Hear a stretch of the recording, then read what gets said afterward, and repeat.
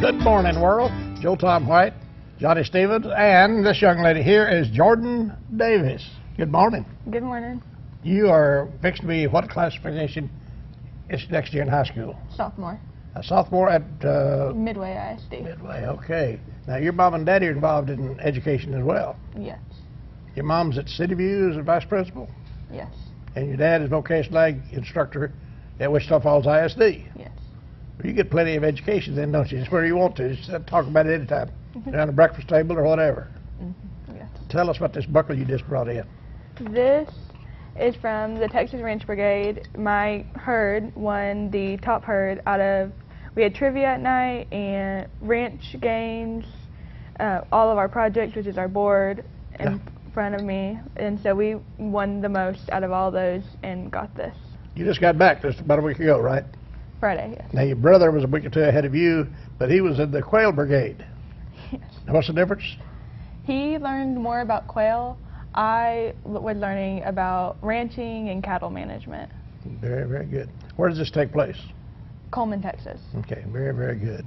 All right, you brought some samples. Looks like to me, you're ready to display some of these things. You want to tell us what they are? These are some of my grass samples. They were one of our projects that we did, and so we pressed grass and put them in here to take to our different presentations and shows. So this one here is Texas winter grass. How long will those last preserved as they are? Forever. Really? You can use them next year in school. You always knew Johnny about the grass, don't you? Yeah, that's right. Hey, especially if they got, depending on what they are, Joe Tom, you know, if it's growing in your pasture or in your fields, well, you need to know what those particular grasses are. You bet. There's a difference between grass and weed, isn't there? Yes, that's right. What about this board we just saw a picture of there? You made that up to show at the camp, is that correct? Yes, we make those last night at camp, and those will go along with this to all of our different demonstrations throughout the year. Good, good, good, good. You're, I'm sure, partial to the FFA program, vocational ag instructions. What is your goal to do? What do you want to do in this? With this? To educate more people about the cattle industry and get the truth out there. What would you like to do after high school? Physical therapy. Really? I got a hate right in the shoulder. Do you remember that? Oh man, that's a good cause. That's right. That's a good field to get into. There's a lot of need for physical therapists. I know a good organization you need to get familiar with, North Texas Rehab. You bet. You bet. Do a lot of good things, don't you, Johnny? That's right. They do. They got a tremendous team out there, and they do a lot of great things for people that may not have the money to pay for it themselves. That's right. Jordan Davis, your brother was here just a couple weeks ago. He just goes by J, is that right? Yes. You gonna tell us what the J stands for? John. John, okay, well.